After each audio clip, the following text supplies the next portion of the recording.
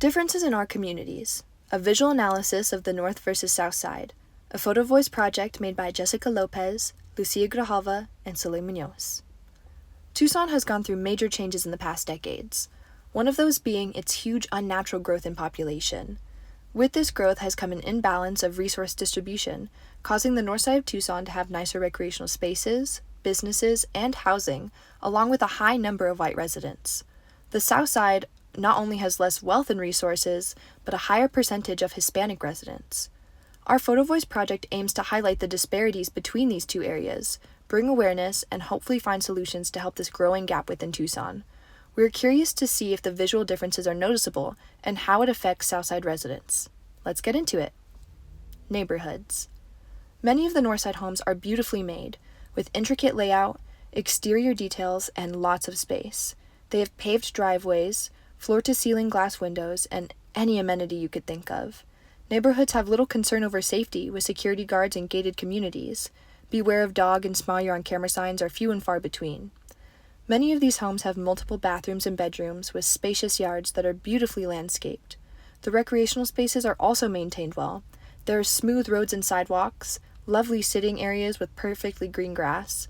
People are constantly out and about through the neighborhoods, jogging, walking dogs, and going on drives.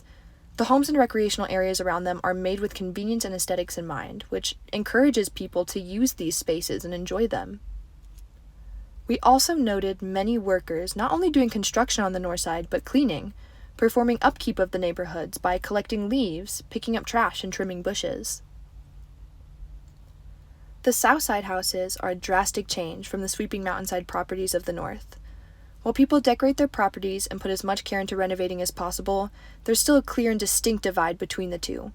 Many of these homes are 1 to 2 stories, with 1 or 2 bathrooms, featuring swamp coolers and overgrown lawns with trash on the curb. Few driveways are paved, and neighborhoods are not guaranteed to be paved at all. Some homes are found down hilly dirt roads with huge rocks and craters in the ground. Sidewalks are cracked, and some areas don't have them at all.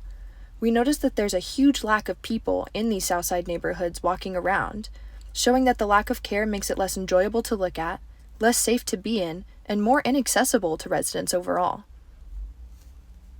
These extras give a deeper look into the massive differences between the North and South. On the North, sports cars and green grass are commonplace. Country clubs are scattered about the suburban neighborhoods that are polished and clean. The south side, however, has desert terrain surrounding homes, massive washes that cut through neighborhoods, random clumps of trash, and left-behind belongings. Parks. The top row of photos were all taken at Rillito Park off of River. We found that Rillito Park is given much more care than the south side's Manzanita Park. You'll see that Manzanita has trash cans secured to the ground, hand dryers caged to the walls, water fountains, paint peeling, and rust building up on the fountain heads. Rillito, on the other hand, had almost nothing bolted down or vandalized. The bathroom had a cleaner look with a substitute mirror and a clean metal water fountain. Manzanita has little shade around the park, sparse grass outside of the sports fields, as well as playground equipment with sun and weather damage, while Rillito has clean ramadas, accessible walking paths, and a new playground under a tarp shade. While at Rillito, we saw several groups of families, people playing in the field and walking their dogs. At Manzanita, however, there were about 1 to 2 families, 2 boys playing on the basketball court, and the occasional jogger. The consistent attention given to Rillito makes a huge difference in making the environment a place people want to be. The lack of funding into Manzanita has made it unwelcoming to residents, and is one of the many ways the south side is robbed of safe and enjoyable recreational spaces.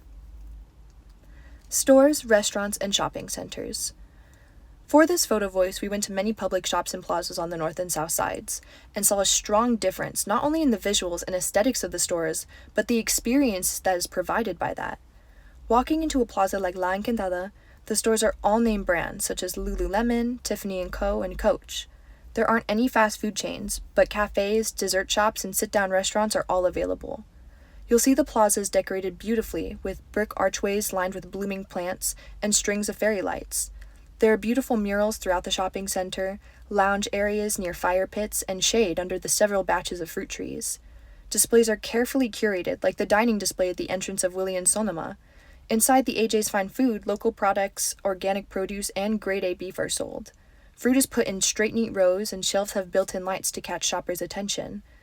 After visiting this plaza and others like it, we found that the scenery and amenities enhance the shopping experience by tenfold. The Spectrum has served as a reliable and convenient shopping plaza for Southside residents for years. The plaza has businesses like Marshall's, Five Below, and Ross, which are known for being more affordable, but also seen as unsanitary or cheap. Inside many of these stores, there will be unorganized displays on metal shelves. Some items are locked in cases to prevent stealing, and aesthetics are clearly not the main goal. This rings true for the outside of the shopping mall as well. Cracks cover roads and parking lots, graffiti is seen on buildings, light poles, and electric boxes. Trash and shopping carts are abandoned across the plaza with no regard. There's a huge lack of leisure spaces, which is a common theme not just in the Spectrum, but many areas of the South Side. There are never any shaded seating areas, public displays of art, or details like fountains and potted plants.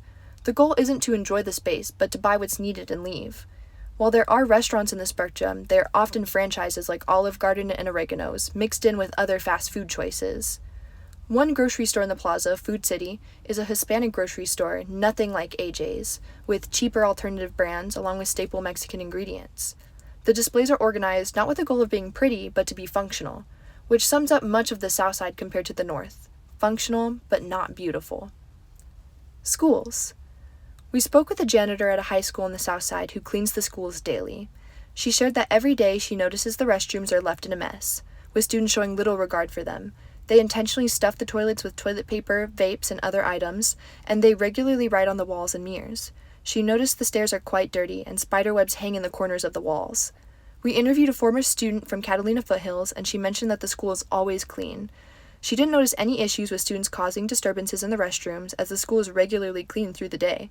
She also noted that while the lunch offerings aren't the best, there is a food truck on campus where students can buy food. Besides the food truck, this seems to be a common theme throughout most high schools. Although we were unable to take photos of the inside of the schools, interviews are able to attest to personal experiences and act as an eyewitness account to what happens inside. These photos show a clear divide between the city that leaves Southside residents with the short end of the stick. So how do we fix it? It may feel impossible to find a solution for such a massive problem, but do not lose hope. Small actions that feel insignificant are the stepping stones that will close the gap between the North and South Sides. So here are some small actions you can take in your everyday life to help out. Number 1, supporting local Southside businesses. This can be restaurants, drugstores, salons. Any product you buy or a service you receive, is there a Southside resident that could provide it? Voting locally. When voting for Tucson and Arizona officials, do your research. Will these officials advocate for the lower class communities on the South Side? Number 3, volunteering and community work. Taking on projects like picking up trash, renovating spaces, or even helping a neighbor clean their yard not only beautifies the space, but facilitates deeper connections, building community which is needed to fight these larger issues. Number 4 is investing or supporting programs that give back to the community. Donating to food drives, assisting at Pima College or Pima Library events, and supporting your local Southside libraries will all help to assist the Southside.